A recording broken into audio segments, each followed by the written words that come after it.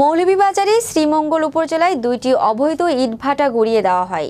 শ্রীমঙ্গল উপজেলা নির্বাহী অফিসার ও বিজ্ঞ এক্সিকিউটিভ ম্যাজিস্ট্রেট মোহাম্মদ ইসলাম উদ্দিনের নেতৃত্বে উপজেলার কালাপুর ইউনিয়নের ভৈরবগঞ্জ বাজারে অবৈধ ইটভাটাতে অভিযান পরিচালনা করে ইটভাটাটি গুড়িয়ে দেওয়া হয়।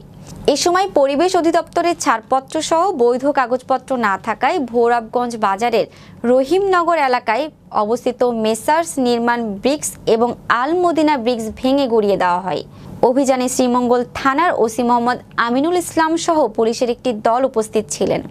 উপজেলা প্রশাসন সূত্রে জানা যায়, মহামান্য হাইকোর্টের দায়েরকৃত রিট পিটিশনের আদেশের নির্মিতে উপজেলার অবৈধ ইটভাটা অভিযানে নামে প্রশাসন।